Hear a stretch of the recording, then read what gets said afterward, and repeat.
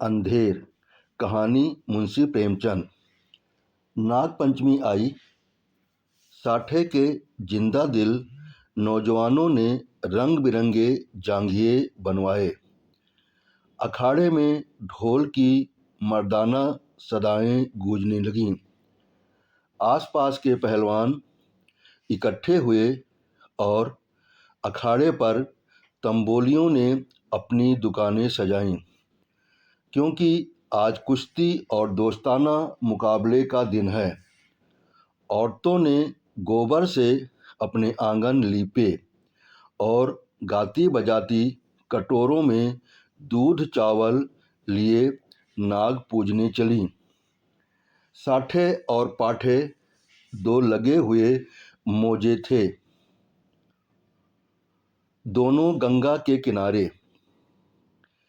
खेती में ज़्यादा मशक्क़त नहीं करनी पड़ती थी, इसलिए आपस में फौजदारियाँ खूब होती थीं।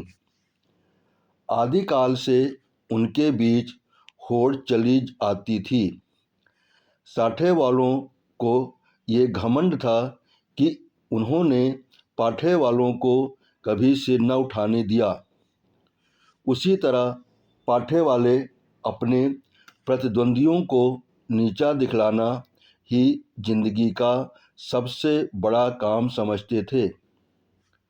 उनका इतिहास विजयों की कहानियों से भरा हुआ था। पाठे के चरवाहे ये गीत गाते हुए चलते थे। साठे वाले कायर सगरे, पाठे वाले हैं सरदार। और साठे के धोबी गाते, साठे वाले 60 हाथ के, जिनके हाथ सदा तलवार। उन लोगन के जन्म नसाए, जिन पाठे मान लीन अवतार। गरज आपसी होड़ का ये जोश बच्चों में माँ दूध के साथ दाखिल होता था, और उसके प्रदर्शन का सबसे अच्छा और ऐतिहासिक मौका यही नाग पंचमी का दिन था। इस दिन के लिए साल भर तैयारियां होती रहती थीं।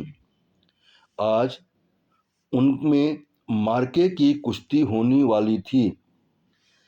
साठे को गोपाल पर नाज था और पाठे को बलदेव का गर्रा। दोनों सूरमा अपने अपने फरीक की दुआएं और आरजुएं लिए हुए अखाड़े में उतरे। तमाशाइयों पर चुंबक का सा असर हुआ। मौजे के चौकीदारों ने लठ और डंडों का ये जमघट देखा और मर्दों की अंगारे की तरह लाल आंखें तो पिछले अनुभव के आधार पर बेपता हो गए। इधर अखाड़े में दांव पेंच होते रहे। बलदेव उलझता था, गोपाल पैंतरे बदलता था। उसे अपनी ताकत का जोम था, इसे अपने कर्तव्य का भरोसा। कुछ देर तक अखाड़े से ताल ठोकने की आवाज़ें आती रहीं। तब यकायक बहुत से आदमी खुशी के नारे मार मार उछलने लगे। कपड़े और बर्तन और पैसे और बतासे लुटाए जाने लगे। किसी ने अपना पुराना साफा फेंका, किसी ने अपनी बोसीदा टोपी हवा में उड़ा दी। साठे के मनचले जवान अखाड़े में पिल पड़े और गोपाल को गोद में उठा लाए। बलदेव और उसके साथियों ने गोपाल को लहूलुहान की आंखों से देखा और दांत पीस कर रह गए। 10 बजे रात का वक्त और सावन का महीना। आसमान पर काली घटाएं छाई थीं। अंधेरे का ये हाल था कि जैसे रोशनी का अस्तित्व ही नहीं रहा। कभी कभी बिजली चमकती थी, मगर अंधेरे को और ज़्यादा अंधेरा करने के लिए। मेढकों की आवाज़ें जिंदगी का पता देती थीं, वरना और चारों तरफ मौत थी। खामोश, डरावने और गंभीर साठे के झोपड़े और मकान इस अंधेरे में बहुत गौर से देखने पर काली काली भेड़ों की तरह नजर आते थे। न बच्चे रोते थे, न औरतें गाती थीं। पवित्रात्मा बुढ़े राम नाम न जपते थे, मगर आबादी से बहुत दूर कई पुरशोर नालों और ढाक के जंगलों से गुजरकर ज्वार और बाजरे के खेत थे, और उनकी मेढ़ों पर साठे के किसान जगह जगह मड़ैया डाले खेतों की रखवाली कर रहे थे। तले जमीन, ऊपर अंधेरा, मीलों तक सन्नाटा छाया हुआ। कहीं जंगली सुअरों की गोल, कहीं नील गायों के रेवड़, चिलम के सिवा कोई साथी नहीं, आग के सिवा कोई मददगार नहीं। जरा खटका हुआ और चौंक पड़े। अंधेरा भय का दूसरा नाम है। जब मिट्टी का एक ढेर, एक ठूठा पेड़ और घास का ढेर भी जानदार चीजें बन जाती हैं, अंधेरा उनमें जान डाल देता है। लेकिन ये मजबूत हाथों वाले, मजबूत जिगर वाले, मजबूत इरादे वाले किसान हैं कि ये सब सख्तियां झेलते हैं, ताकि अपने ज़्यादा भाग्यशाली भाइयों के लिए भोग विलास के सामान तैयार करें। इन्हीं रखवालों में आज का हीरो साठे का गौरव गोपाल भी है, जो अपनी मड़ैया में बैठा हुआ है और नींद को भगाने के लिए धीमे सुरों में यह गीत गा रहा है। मैं तो से नैना लगाए पछताई रे। अचानक उसे किसी के पाँव की आहट मालूम हुई। जैसे हिरन कुत्तों की आवाज़ों को कान लगाकर सुनता है, उसी तरह गोपाल ने भी कान लगाकर सुना। नींद की अंघाई दूर हो गई। लठ कंधे पर रखा और मड़ैया से बाहर निकल आया। चारों तरफ कालिमा छाई हुई थी और हल्की हल्की बूंदें पड़ रही थीं। वह बाहर निकला ही था कि उसके सर पर लाठी का भरपूर हाथ पड़ा। वो त्योरा कर गिरा और रात भर वहीं बेसुध पड़ा रहा। मालूम नहीं उस पर किसकी कितनी चोटें पड़ीं। हमला करने वालों ने तो अपनी समझ में उसका काम तमाम कर डाला, लेकिन जिंदगी बाकी थी। ये पाठे के गैरतमंद लोग थे। अपनी अंधेर की आड़ में अपनी हार का बदला लिया था। गोपाल जाति का अहीर था, न पढ़ा न लिखा, बिल्कुल अक्खड़। दिमाग रोशन ही नहीं हुआ तो शरीर का दीपक क्यों घुलता। पूरे 6 फुट का कद, गठा हुआ बदन, ललकान कर गाता तो सुनने वाले मील भर पर बैठे हुए उसकी तानों का मजा लेते। गाने बजाने का आशिक, होली के दिनों में महीने भर तक गाता। सावन में मल्हार और भजन तो रोज का सगल था। निडर ऐसा कि भूत और पिशाच के अस्तित्व पर उसे विद्वानों जैसे संदेह थे।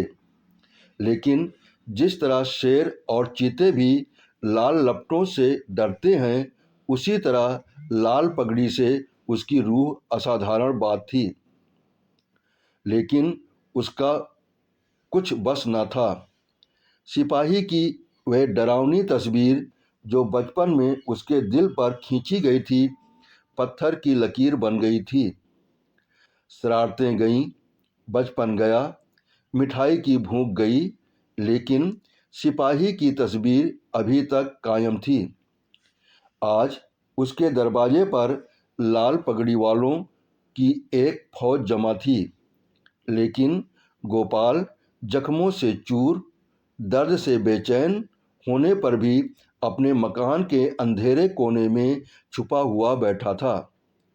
नंबरदार और मुखिया, पटवारी और चौकीदार रोब खाए हुए ढंग से खड़े दरोगा की खुशामद कर रहे थे। कहीं अहीर की फरियाद सुनाई देती थी, कहीं मोदी रोना धोना, कहीं तेली की चीख पुकार, कहीं कमाई की आंखों से लहू जारी। कलवार खड़ा अपनी किस्मत को रो रहा था।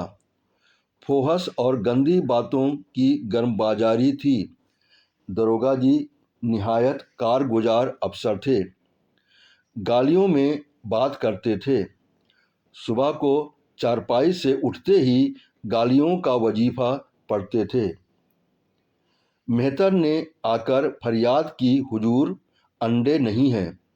दरोगा जी हंटर लेकर दौड़े और उस गरीब का भुरकुस निकाल दिया। सारे गांव में हलचल पड़ी हुई थी। कांस्टेबल और चौकीदार रास्ते पर यूं करते चलते थे, गोया अपनी ससुराल में आए हैं। जब गांव के सारे आदमी आ गए तो वारदात हुई और इस कमबख्त गोपाल ने रपट तक न की। मुखिया साहब बेंत की तरह कांपते हुए बोले, हुजूर अब माफ़ी दी जाए। दरोगा जी ने गजबनाक निगाहों से उसकी तरफ देखकर कहा, ये इसकी शरारत है। दुनिया जानती है कि जुर्म को छुपाना जुर्म करने के बराबर है। मैं इस बदमाश को इसका मजा चखा दूंगा।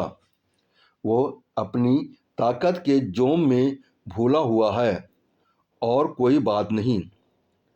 लातों के भूत बातों से नहीं मानते। मुखिया साहब ने सिर झुकाकर कहा, हुजूर अब माफ़ी दी जाए। दरोगा जी की त्योरियां चढ़ गईं और झुंझलाकर बोले, अरे हुजूर के बच्चे, कुछ सठिया तो नहीं गया है? अगर इसी तरह माफ़ी देनी होती तो मुझे क्या कुत्ते ने काटा था कि यहाँ तक दौड़ा आता?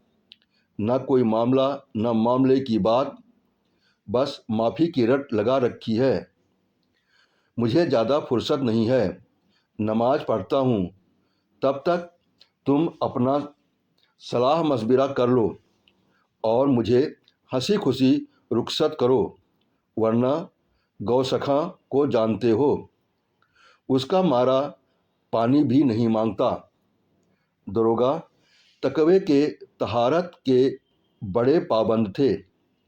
5 वक्त की नमाज पढ़ते और 30 रोजे रखते। ईदों में धूमधाम से कुर्बानियाँ होती। इससे अच्छा आचरण किसी आदमी में और क्या हो सकता है। मुखिया साहब दबे पांव गुपचुप ढंग से गौरा के पास और बोले, ये दरोगा बड़ा काफिर है, 50 से नीचे तो बात ही नहीं करता। अव्वल दर्जे का थानेदार है। मैंने बहुत कहा, हुजूर गरीब आदमी है, घर में कुछ सुविधा नहीं, मगर वह एक नहीं सुनता। गौरा ने घूंघट में मुंह छिपाकर कहा, दादा उनकी जान बच जाए, कोई तरह से आँच न आने पाए, रुपये पैसे की कौन बात है, इसी दिन के लिए तो कमाया जाता है। गोपाल खाट पर पड़ा सब बातें सुन रहा था। अब उससे न रहा गया। लकड़ी गांठ ही पर टूटती है। जो गुनाह किया ही नहीं गया वह दबता है मगर कुचला नहीं जा सकता। वह जोश से उठ बैठा और बोला, 50 रुपये की कौन कहे, मैं 50 कौड़ियाँ भी न दूंगा। कोई गदर है? मैंने कसूर क्या किया है? मुखिया का चेहरा फक हो गया। बड़प्पन के स्वर में बोले, धीरे बोलो, कहीं सुन ले तो गजब हो जाए। लेकिन गोपाल बिफरा हुआ था। अकड़ कर बोला, मैं एक कौड़ी भी न दूंगा, देखें कौन मेरे फांसी लगा देता है। गौरा ने बहलाने के स्वर में कहा, अच्छा, जब मैं तुमसे रुपए मांगूं तो मत देना। यह कहकर गौरा ने, जो इस वक्त लौड़ी के बजाय रानी बनी हुई थी, छप्पर के कोने में से रुपए की एक पोटली निकाली और मुखिया के हाथ में रख दी। गोपाल दांत पीस कर उठा, लेकिन मुखिया साहब फौरन से पहले सरक गए।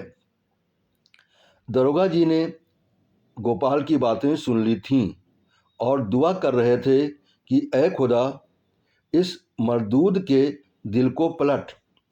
इतने में मुखिया ने बाहर आकर 25 रुपए की पोटली दिखाई। 25 रास्ते ही में गायब हो गए थे। दरोगा जी ने खुदा का शुक्र किया, दुआ सुनी गई, रुपया जेब में रखा और रसद पहुंचाने वालों की भीड़ को रोते और बिलबिलाते छोड़कर हवा हो गए। मोदी का गला घुट गया, कसाई के गले पर छुरी फिर गई, तेली पिस गया।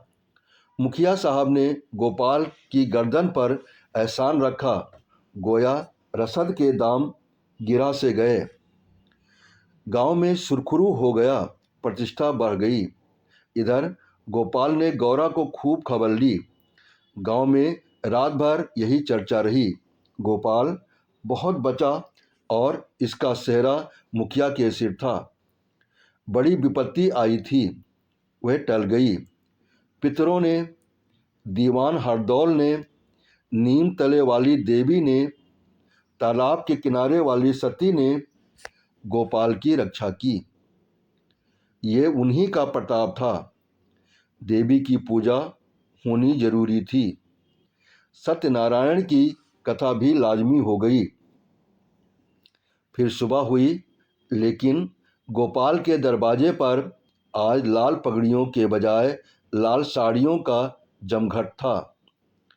गौरा आज देवी की पूजा करने जाती थी और गांव की औरतें उसका साथ देने आई थीं।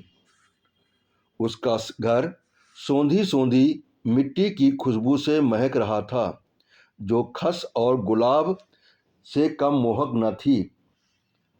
औरतें सुहाने गीत गा रही थीं, बच्चे खुश हो होकर दौड़ते थे। देवी के चबूतरे पर उसने मिट्टी का हाथी चढ़ाया, सती की मांग में सिंदूर डाला, दीवान साहब को बतासे और हलवा खिलाया। हनुमान जी को लड्डू से ज़्यादा प्रेम है, उन्हें लड्डू चढ़ाए। तब गाती बजाती घर को आईं और सत्यनारायण की कथा की तैयारियां होने लगीं। मालिन फूल के हार, केले की शाखें और बंधनवारे लाई। कुम्हार नए नए दिए और हांडियाँ दे गया। बारी हरे ढाक के पत्तल और दोने रख गया। कहार ने आकर मटकों में पानी भरा। बढ़ई ने आकर गोपाल और गौरा के लिए 2 नई नई पीढ़ियाँ बनाईं। नाइन ने आंगन लीपा और चौक बनाई। दरवाजे पर बंधनवारे बंध गईं। आंगन में केले की शाखें गड़ गईं।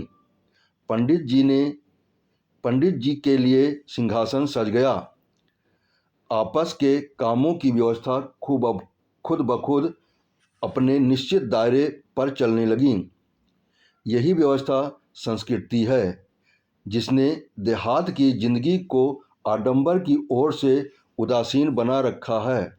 लेकिन अफसोस है कि अब ऊंच नीच की बेमतलब और बेहुदा कैदों ने इन आपसी कर्तव्यों को सौहार्द सहयोग के पद से हटाकर उन पर अपमान और नीचता का दाग लगा दिया है। शाम हुई। पंडित मोटे राम जी ने कंधे पर झोली डाली, हाथ में शंख लिया और खड़ाओं पर खटपट करते गोपाल के घर आ पहुँचे। आंगन में टाट बिछा हुआ था। गांव के प्रतिष्ठित लोग कथा सुनने के लिए आ बैठे। घंटी बजी, शंख फूंका गया और कथा शुरू हुई।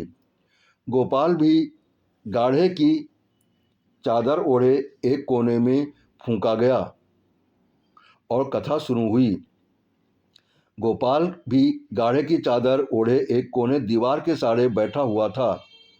मुखिया, नंबरदार और पटवारी ने मारे हमदर्दी के उससे कहा, सत्यनारायण की महिमा की तुम पर कोई आँच न आई। गोपाल ने अंगड़ाई लेकर कहा, सत्यनारायण की महिमा नहीं, ये अंधेर है।